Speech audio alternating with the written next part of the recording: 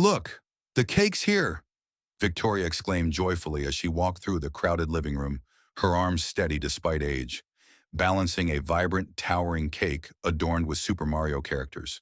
The frosting gleamed under the soft yellow light, bright reds, greens, and blues that brought the Mushroom Kingdom to life. Mario himself leapt triumphantly from the center, holding a glittery number 12 in one hand. For most parents, it might have just been a birthday cake. For Fabiana, it was a labor of love, a symbol of everything her boys had come to mean to her. She had spent weeks planning this day. Calls to the bakery had stretched late into the night. She'd sent reference images, color palettes, even a list of her son's favorite characters. When the bakery missed the placement of Luigi's hat in the mock-up, she'd had them remake the entire top layer. It had to be perfect, not just because the twins were turning 12, but because Fabiana felt something deep in her bones. This year had to be different, a milestone, a memory etched in brilliance. The moment she set the cake down on the table, the twins, Cowan and Cowie, darted over with wide, gleaming eyes. Their sneakers squeaked on the tile as they skidded to a stop, faces lit with childlike wonder. Fabiana's heart swelled. She looked at them, still in that strange limbo between childhood and adolescence, still hers, still full of magic. They had grown so fast. Just yesterday, it seemed, they had been waddling through the kitchen in footy pajamas, clutching stuffed dinosaurs. "I can't believe they're 12, Fabiana whispered to herself. "I can," came a voice behind her. It was her husband, Moises, chuckling softly, arms crossed. He gave her a peck on the cheek, though it felt practiced, automatic. Fabiana smiled anyway, choosing to focus on the moment.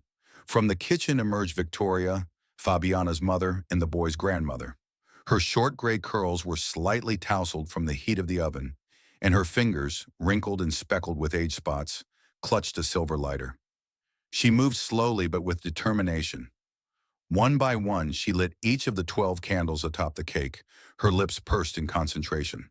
When she finished, she glanced up and caught Moises's eye. She gave him a subtle nod. He flicked the switch on the wall, dimming the room to a warm dusk. Instantly, the crowd began to sing. "Happy birthday to you." The familiar tune filled the room, rising and falling with the slightly off-key charm of real families. Real love. The children's voices rang out the loudest, shrill, exuberant, genuine. Cowan and Kawa stood shoulder to shoulder, faces illuminated by the flickering flames, grinning like they held the world in their hands. Fabiana, arms crossed, felt tears burn at the corners of her eyes. Not sad tears, grateful ones.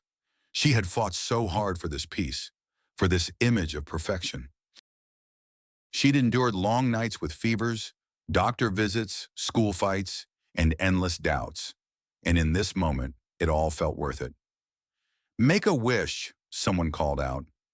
The twins closed their eyes, serious now, and leaned forward in unison. Their cheeks puffed slightly, brows knit in concentration. Fabiana held her breath. Then, pff, a gust of air, and the candles flickered out. Applause filled the room. "All right," Fabiana said, grabbing the cake knife. "Who gets the first slice?" The boys glanced at each other, exchanging a silent look, the kind only twins could share, and then pointed at Victoria in perfect unison. "Grandma!" they shouted. Victoria clutched her chest, her eyes misting. "Oh, my darlings," she whispered, stepping forward. Fabiana gave a mock gasp. "What about me?" Kawa darted forward and threw his arms around her waist. "You get the second one." "And the second is just as good, Mom," Cowan chimed in. The room erupted with laughter. As Fabiana bent to kiss their foreheads, Moises joined in, placing an arm around all three of them. For a brief, shining moment, they were a portrait of happiness. Picture perfect, something from a commercial or a dream. But dreams, Fabiana would soon learn, have teeth. The party rolled on in bursts of joy and light. Balloons bobbed lazily against the ceiling, reds, yellows, and blues tied in thick bunches. Kids weaved between tables like little comets, sugar high and laughing. In the corner, Fabiana's cousin Roberto had donned a magician's hat and was pulling plastic coins from behind ears. Laughter echoed. Conversations drifted through the air like the scent of vanilla frosting and warm pastries. Adults sipped from cups of wine and sparkling cider, heads tilted in casual talk about work, vacations, and the rising cost of school supplies. No one knew it would be the last time they'd see the twins alive. It began with a subtle shift, a tremor in the air. Cao Wan, always the more energetic of the two, slowed mid-run. He clutched his stomach and staggered toward his mother, face suddenly pale. "Mom," he said weakly, "I don't feel good. I... I can't breathe." Fabiana's eyes snapped to him, heart slamming in her chest. She dropped her cup and rushed to him, kneeling down. "What's wrong, baby? Where does it hurt?" She cupped his face in her hands. His skin felt cold. His pupils were dilated. Panic surged through her veins like lightning. "I..." he began, then convulsed violently and collapsed. The room went still. A balloon popped in the silence, echoing like a gunshot. Victoria screamed and rushed forward. Moises dropped his drink, glass shattering on the floor, and ran to his son. "Cao Wan, what's happening?" Fabiana was already on her knees, her hands trying to shake life back into her son. "Talk to me, baby, please." But then, Kawa, who had knelt beside his brother, suddenly staggered. His face drained of color. His fingers twitched. "Mom," he said faintly, and collapsed beside his twin. Fabiana screamed, the kind of scream that seems to rip the sky. Her breath caught in her throat. No, no, this couldn't be happening. Her sons, both of them. She couldn't process it. She turned to Moises, shrieking, "Call an ambulance! Get the car! We have to—" But she never finished the sentence. A wave of pain crashed over her, sudden and sharp. Her chest felt as if it had caved in. Her limbs tingled, her head spun, and then nothing. Her body crumpled between her boys. Gasps, screams, a crash of plates, someone sobbing. Victoria dropped to her knees, shaking her daughter's body. "Fabiana! No, no, no, no!" Guests crowded around, unsure whether to help or simply watch in disbelief. Teresa, a neighbor and retired nurse, pushed her way forward, fingers already at Fabiana's neck, then moving to the boys. 1, 2, 3. "No pulse," she whispered, backing away. They're gone." Moises stood frozen, unblinking, unmoving. His lips parted as if to speak, but no sound came. Victoria collapsed fully, curling over Fabiana's body. Her wails pierced the stunned silence. Outside, somewhere far away, fireworks from another birthday cracked into the sky, glittering red and gold. Inside, everything had shattered. The sky over the cemetery was the color of slate, thick clouds hanging low, as if mourning along with the family. The scent of wet earth clung to everything. Rain threatened, but never fell, a cruel hesitation that mirrored the tension in every heart present. Under a white funeral canopy, surrounded by solemn rows of black-clad mourners, sat a single enormous coffin, white with gold trim, far too large for one soul, but just enough for three. Inside it lay Fabiana and her sons, side by side, together in death, just as they had been in life. The air was heavy with disbelief. Some guests cried openly. Others watched in stunned silence, clinging to each other, trying to make sense of something so senseless. A priest spoke quietly, his voice drowned by the sound of the wind rustling through the trees. "Though we may not understand his plan, we must trust it. We must have faith, even in the darkness." But there was no comfort, no light, no plan that made any sense. Victoria stood at the head of the grave, her face pale and unreadable. She wore no makeup. Her silver hair was pulled back tightly, as though every strand were being held together by sheer force of will. Her hands trembled as she clutched a handkerchief, though no tears came. Her eyes were dry, sharp, searching. Moises stood across from her, stiff in a tailored black suit. His tie was crooked. His hands were shoved deep into his pockets. He hadn't spoken since the hospital. He hadn't cried once. He just stared at the coffin. When the pallbearers slowly began to lower it into the earth, a whisper ran through the crowd like static. 3 people? Just dropped like that? They said it was cardiac arrest, all 3 at the same time. I heard it might have been poison. Someone said food allergies. There's going to be an investigation, right? But there wasn't. The coroner had listed the cause as sudden cardiac failure. Anomalous, but not impossible. No signs of trauma, no drugs, no suspicious residue. The bodies had been preserved unusually quickly, the paperwork signed without delay. Some suspected foul play, others divine punishment, but no one knew what to believe, except Victoria. She watched Moises out of the corner of her eye. He flinched when someone mentioned the cake. She noticed. He checked his watch 3 times during the burial. She noticed. He never once looked into the grave. She noticed that too. When the final handful of soil was thrown into the pit and the guests slowly began to leave, some lingering, offering hollow condolences, Moises stayed behind.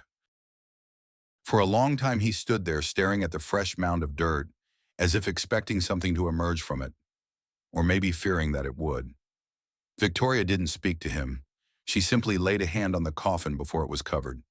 "Good night, my darlings," she whispered. But they weren't gone. Not yet.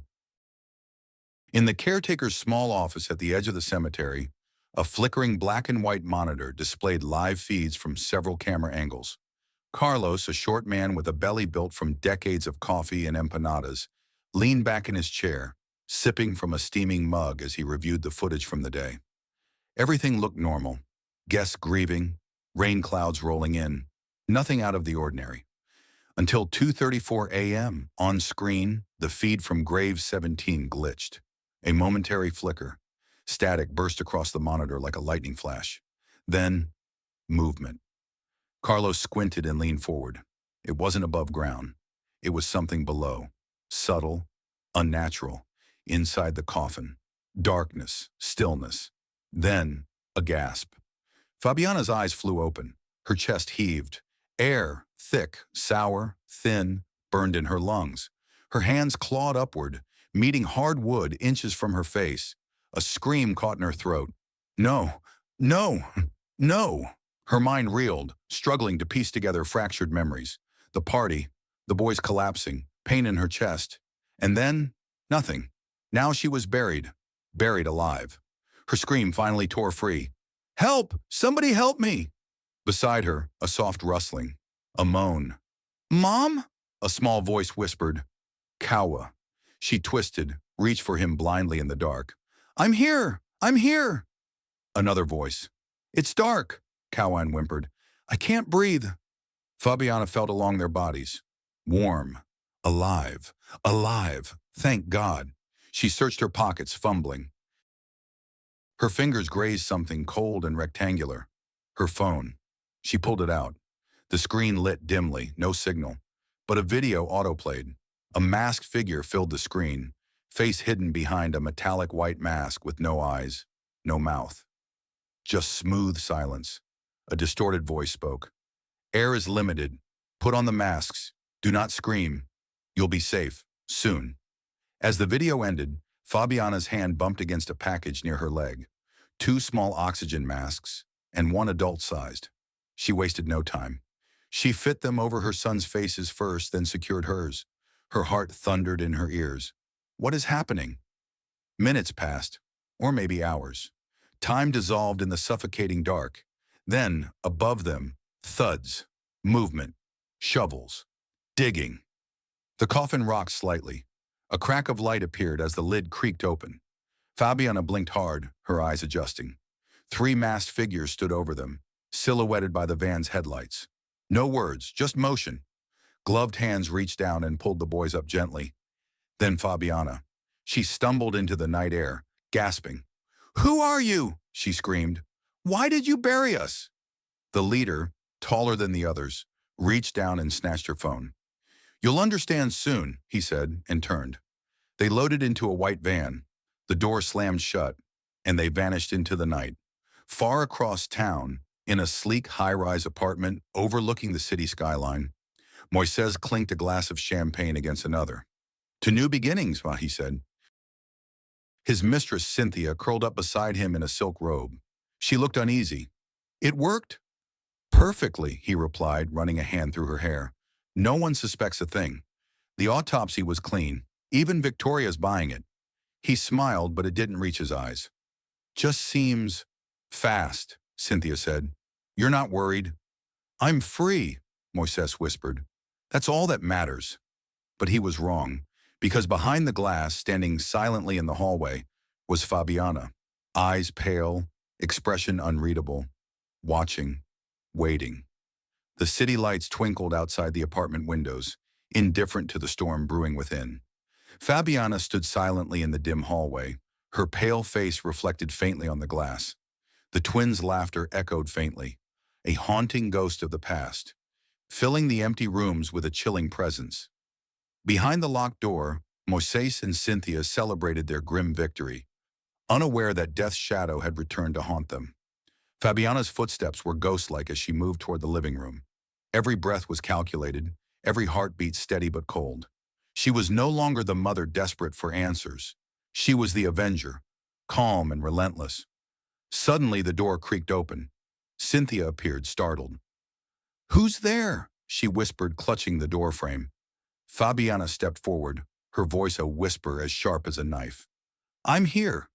Cynthia's eyes widened. "Fabiana? But you're dead." Fabiana's lips curled into a faint smile. Not quite. Behind her, the faint sound of children's footsteps drew Cynthia's attention. She turned and froze. At the foot of the bed, Cowan and Kawa stood, identical as ever, grinning with mischievous delight. "Found you," they chimed, their voices eerie in the still room. Panic spread across Cynthia's face. She scrambled for the door, but it wouldn't budge. The lock clicked, sealing her fate. Moises, alerted by the noise, stormed into the room, face contorted in rage. "What is this? How?" Fabiana held up her hand, silencing him. "You thought you could bury us, destroy us, and walk away free." His eyes flicked nervously toward the door, then to the twins. "This is impossible. You're alive," Fabiana finished for him, stepping closer. "Because Victoria helped me. Because she's stronger than you ever imagined."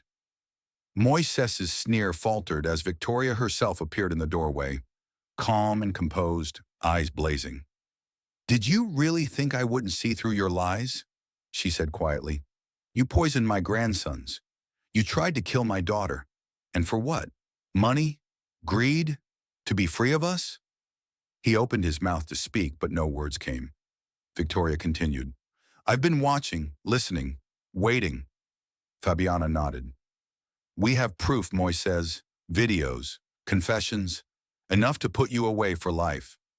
Moises backed away, panic rising. "You can't. This is a setup, a conspiracy." Victoria stepped forward, voice cold as ice. "No, this is justice." Fabiana looked him straight in the eye. "You ran the moment things got too hot, but I'll find you, always." Moises screamed, a sound of pure terror and rage, echoing through the apartment. Then silence. Fabiana turned to Victoria. "What now?" Victoria smiled, a shadow of something darker. "Now we make sure he never hurts anyone again." The twins giggled softly, their eyes gleaming. Outside, the city moved on, oblivious to the reckoning unfolding in that quiet apartment. Days passed like slow, heavy waves, pressing down on Fabiana and Victoria. The apartment, once full of laughter and light, had transformed into a fortress of secrets and strategies. Moises was nowhere to be found. "Where could he have gone?" Fabiana asked, pacing the room. Victoria folded her arms, eyes sharp. "He's scared, but he's not smart enough to disappear completely. He'll make mistakes." Fabiana looked at the twins, who sat quietly on the couch, their small faces solemn beyond their years. "We can't let him hurt anyone else," Fabiana said firmly. Victoria nodded. "We need to be patient. Let him come to us." Suddenly the phone rang. Fabiana jumped, then answered cautiously. "Fabiana?" a voice whispered. "It's me, Moises." Her heart skipped, but her voice remained steady. "What do you want?" "I didn't do it like you think. It wasn't supposed to end like this. I can explain." Fabiana exchanged a glance with Victoria. "You have 24 hours, then we go to the police." The line went dead. That night, shadows deepened. The twins lay asleep, but their dreams were restless. Fabiana sat by the window, watching the city's pulse. She remembered the video, The masked man's warning about the oxygen masks, how deep the conspiracy ran. Victoria came to her side, voice soft but firm. This isn't just about Moises. There are others. People who wanted Fabiana gone. Fabiana's eyes widened. Who? Victoria hesitated. I have contacts, old friends. They're digging. Soon we'll have names. The next day brought a chilling discovery. An envelope slid under the door, containing a single photo. Moises shaking hands with a man unknown to them, both smiling broadly. Looks like he's not alone, Victoria murmured. Fabiana clenched her fists. We need to end this. The days stretched into an exhausting blur, each one heavier than the last. Fabiana's mind was a whirlwind of emotions. Grief, anger, hope, and determination. But above all, a burning need for justice. Every morning she awoke before dawn, haunted by dreams of the twins, Kawan and Kawa, smiling, laughing, then fading into darkness. The memory of their birthday, their last innocent joy, clung to her like a ghost. It was a wound that throbbed constantly, reminding her why she couldn't give up. Victoria had become her rock. Together they were a fierce force, bound by blood and the unspoken promise to expose Moises's treachery. But Victoria was more than just an ally. Her years of experience in subtle manipulations and her deep well of cunning were invaluable. In the small, cluttered living room of the apartment, maps and photos were pinned to the walls, linked by red strings, an intricate web tracing Moises's connections. Every photograph was a clue, every name a potential lead. Fabiana stood in front of the board, tracing her finger over a picture of a man she had never seen before. The man in the photo from the envelope. He was smiling too easily, his eyes sharp, almost predatory. Who is he? Fabiana whispered. Victoria's voice was low and steady. That's Antonio Salazar, a businessman with a reputation for cleaning up problems for people like Moises. Fabiana's stomach twisted. So this isn't just about a family feud. It's bigger, much bigger. Victoria nodded grimly. Exactly. Moises was just a pawn in a larger game, one with dangerous players. They sat down, the weight of the truth sinking in. But despite the looming threat, Fabiana felt a strange sense of calm. For the first time since the tragedy, she felt she had a path, a way forward. Her phone buzzed again, a message from an unknown number. Meet me tonight. I have information. Alone. Trust no one. Victoria frowned. Could be a trap, or a chance. Fabiana hesitated, then clenched her jaw. I have to go. This is the only way to find out the truth. Night fell with a suffocating silence. Fabiana dressed quickly, slipping a small pepper spray into her purse. Victoria insisted on coming along, but Fabiana shook her head. No, this is mine. You stay here with the boys. Victoria's eyes searched hers, worried but trusting. Be careful. The street was deserted when Fabiana arrived at the designated meeting spot, a dimly lit park bench beneath a flickering street lamp. She scanned the shadows. A figure stepped forward, tall, slender, face partially obscured by a hood. You're Fabiana, the voice said, husky and cautious. Yes, she replied. Who are you? The figure glanced around nervously. Call me Lucas.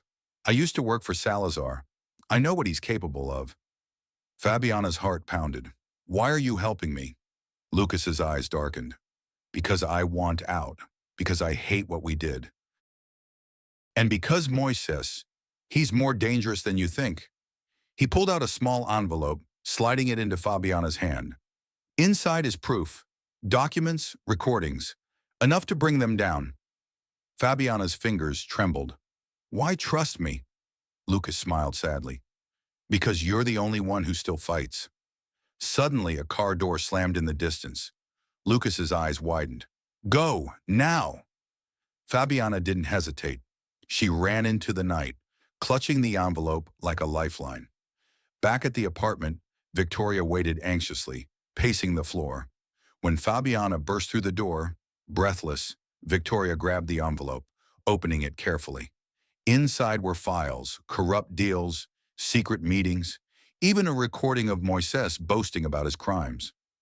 Victoria looked up, her voice deadly serious. We have them. Now it's time to strike. The apartment felt smaller now, heavy with secrets and whispered plans. Fabiana and Victoria sat side by side, their faces illuminated by the cold glow of the laptop screen. The evidence Lucas had brought was damning. Financial records showing illicit transfers, recordings of whispered conversations about eliminations, and photos of clandestine meetings. Moises thought he could play everyone, Victoria muttered, scrolling through a file. But he forgot one thing. You're not alone. Fabiana nodded, swallowing hard. Her voice trembled but was resolute. We have to expose him before he strikes again. Before anyone else gets hurt. The twins sat on the floor nearby, quiet but alert, sensing the tension. Kawa toyed with a small wooden figure he'd carved, while Kawan leaned against the couch, eyes fixed on his mother. Fabiana glanced at them and forced a smile. Mommy's going to make sure everything is okay. Victoria stood, pacing slowly. We need to be careful. Salazar's people are dangerous, and Moises isn't acting alone. A sudden knock at the door made all of them jump. Fabiana's heart pounded as she crept towards it. Peeking through the peephole, she saw a delivery man holding a large package. Just a delivery, he called, showing a clipboard. Fabiana hesitated, then opened the door slightly. The man smiled politely and handed over the box before quickly leaving. She closed the door and examined the package. No markings, no sender. Inside, wrapped in a dark cloth, was a mask, an oxygen mask identical to the ones that had been placed in their coffin. Fabiana's blood ran cold. Victoria's eyes narrowed. They're sending a message. Fabiana clutched the mask tightly. They want us scared. But we're not, Victoria said firmly. We're going to fight. Days blurred into nights filled with phone calls, secret meetings, and frantic preparations. Victoria contacted old friends, detectives, journalists, anyone who could help unravel the network surrounding Moises and Salazar.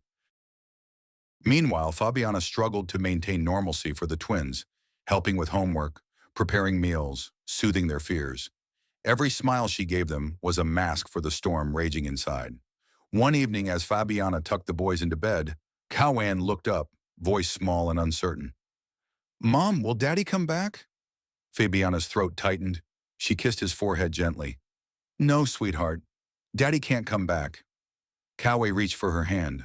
But you're here. That's what matters. Her eyes filled with tears. Yes, my loves. I'm here. Always. The fight for truth was only beginning, but Fabiana knew one thing for certain. She would never let the darkness win. The night had wrapped the city in a thick veil of silence, broken only by the distant hum of traffic and the occasional bark of a stray dog. Inside the modest apartment, Fabiana lay awake, her mind racing with the weight of what they had uncovered, and the dangers still looming. Victoria had left hours ago after making a discreet call to a trusted journalist, hoping to get the evidence into the public eye before Moises or Salazar could silence them. But the uncertainty clawed at Fabiana's chest.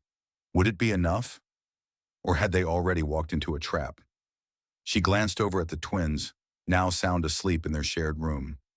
Their peaceful faces were a fragile contrast to the storm brewing outside. Her phone vibrated sharply on the nightstand. A message flashed on the screen. You're running out of time. No sender. Fabiana swallowed hard, her fingers trembling as she typed a reply. Who is this? What do you want? Seconds later, the reply came. Stop digging, or the next birthday won't be so lucky.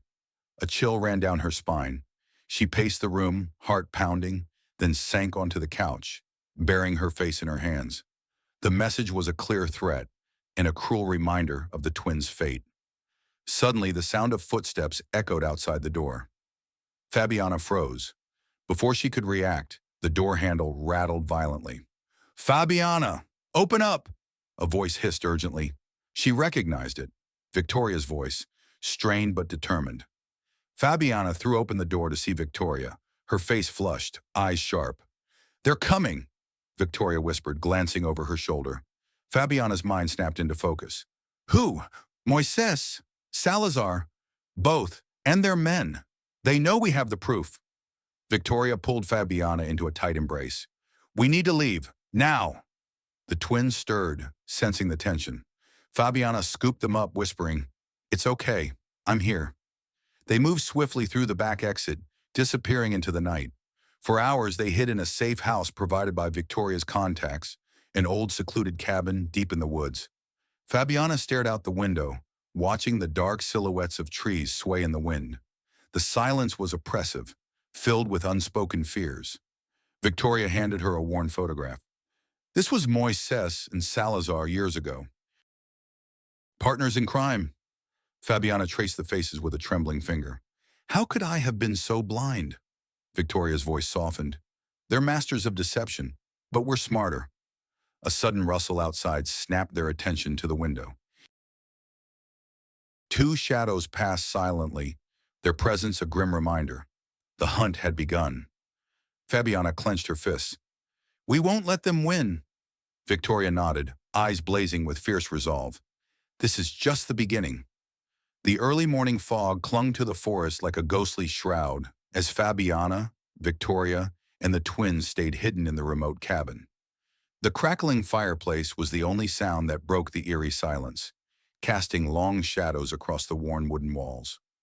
Every creak and whistle of the wind outside sent jolts of anxiety through their tired bodies. Fabiana stared into the flames, memories flooding back. The laughter of the boys, the joyous birthday party, and then the unthinkable horror. She swallowed the lump in her throat. They had survived a nightmare no one should endure. But the nightmare wasn't over. Victoria paced, phone clutched tightly, eyes scanning the latest news on her cracked screen. The journalist is preparing to publish our story at midnight. If this goes through, Moises and Salazar's empire could crumble. But what if they move first? Fabiana whispered, the fear barely masked by determination. Victoria stopped and turned. We need allies. We can't do this alone. The twins played quietly nearby, but their innocence was marred by the tension that suffused the room. Cowan, ever perceptive, tugged on his mother's sleeve. Mom, why are they mad at you? Fabiana smiled weakly, bending down to his level. Sometimes people do bad things when they're scared or jealous, but we're safe here, I promise. Kawa looked up with wide eyes. Like superheroes? Fabiana kissed his forehead. Exactly like superheroes. Suddenly, a sharp knock echoed outside the cabin. Fabiana's heart pounded as Victoria moved to the door with quiet urgency. Peeking through the window, she saw a man in a worn jacket, one of Victoria's trusted contacts, Detective Ramos. Thank God, Fabiana breathed. He entered quickly.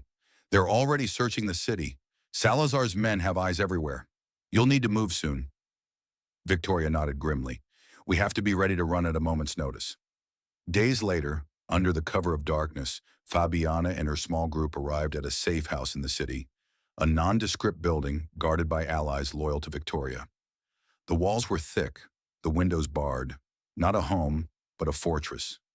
Inside, the air was heavy with tension.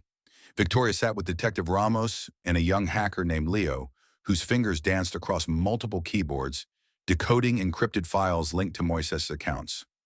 Fabiana watched the stream of numbers and images flashing on the screen, the truth spilling out piece by piece. Money laundered through offshore accounts, bribes paid to corrupt officials, even hints of a drug cartel connection. This is worse than we thought, Ramos muttered. Moises wasn't just greedy, he was dangerous. Leo nodded, and he covered his tracks well. But I found something unusual. He pulled up a video, grainy but unmistakable, a recording of Moises in a dark room, discussing plans with a shadowy figure. They're talking about another plan, something bigger. Fabiana's stomach twisted. What kind of plan? Leo hesitated, then said quietly, an attempt to silence you permanently. Victoria's eyes darkened. We're running out of time. Fabiana clenched her fists. Then we fight, no matter what. Midnight came with a biting chill as the journalist's expose went live online, spreading like wildfire.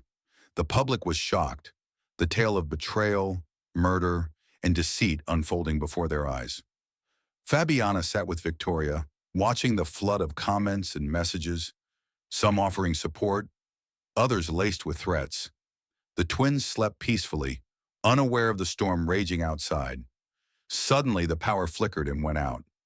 Darkness swallowed the room. Fabiana's heart hammered as she heard the sound of glass breaking downstairs. "They're here," Victoria whispered, grabbing a heavy lamp. Fabiana gathered the twins close. "Stay behind me," she ordered, voice steady despite the fear. The front door crashed open, and silhouettes poured in, masked men armed and merciless. A brutal struggle ensued. Fabiana fought with desperation, fueled by love and rage, but they were outnumbered. Just as a blow was about to land, flashing lights and sirens shattered the chaos. Detective Ramos and his team stormed in, weapons drawn. The attackers scattered into the night. Breathless and bruised, Fabiana held her sons tight. Victoria smiled grimly. "They underestimated us." Fabiana nodded, tears streaming down her face. "We're not done yet, not by a long shot." After the violent intrusion, Fabiana and her family retreated deeper into the safety net woven by Victoria and her allies. The safe house felt more like a fortress now. Security cameras, coded locks, and guards who never slept. Every night brought whispers of new threats and rumors of Moises' next move. Yet amidst the tension, Fabiana found rare moments of tenderness. She watched Cowan and Coway play with small wooden toys carved by Victoria's grandfather, their laughter a balm to her frayed nerves. One evening, as twilight cast golden hues through the barred windows, Victoria joined Fabiana on the porch. "We have to prepare for the final confrontation," Victoria said quietly. "Moises won't stop until he's destroyed everything." Fabiana nodded, biting her lip. "I just want my boys safe." Victoria placed a steady hand on her shoulder. "And they will be, but it means facing the darkness head-on." Information from Leo revealed that Moises planned to attend a gala celebrating a local politician tied to his corrupt dealings. It was the perfect opportunity to expose him publicly. Victoria devised a plan. Fabiana would attend disguised, planting evidence and recording incriminating conversations while Detective Ramos and his team monitored from nearby. The night of the gala arrived.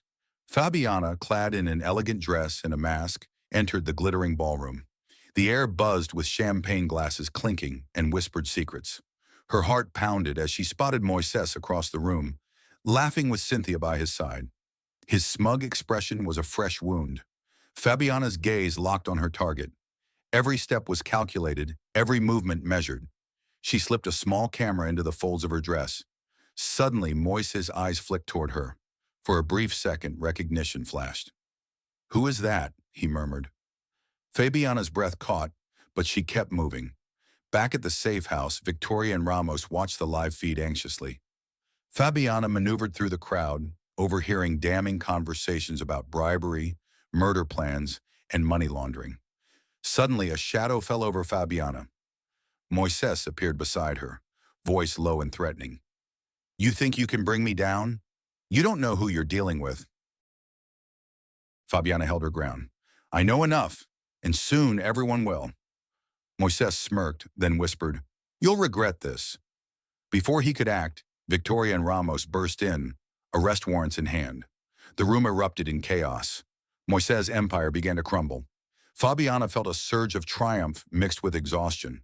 The battle wasn't over, but the tide had turned. The courtroom buzzed with anticipation as the trial of Moises Salazar began. Headlines splashed across newspapers and social media. The once untouchable businessman, now shackled in handcuffs, facing charges ranging from murder to corruption.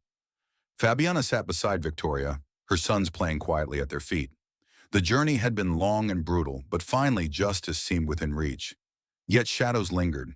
Moises' lawyers fought fiercely, attempting to twist evidence and discredit witnesses. Threats whispered through back channels warned of dangers still unseen. Fabiana's resolve never wavered. Every testimony, every piece of evidence brought the truth closer to daylight. Just when hope seemed fragile, an unexpected figure emerged. Detective Ramos introduced an old friend, a forensic expert named Elena, whose meticulous analysis uncovered new evidence, proving Moises' guilt beyond doubt. Elena's testimony was pivotal, shining light on the toxic substances found in the twins' bodies and the poison Moises had secretly administered. Fabiana felt a surge of gratitude. With Elena's help, the truth could no longer be denied. The verdict came on a rainy afternoon. Guilty on all counts. Moises' face twisted with defeat as the judge sentenced him to life imprisonment. The courtroom erupted in whispers, tears, and sighs of relief. Fabiana hugged her sons tightly, tears of sorrow and relief mingling. Victoria smiled, a rare softness in her eyes. It's over. You did it. Fabiana looked ahead, thinking of the long road to healing. Though the scars would remain, hope was rekindled. The twins' laughter once again filled their home, not as ghosts, but as a living, enduring legacy.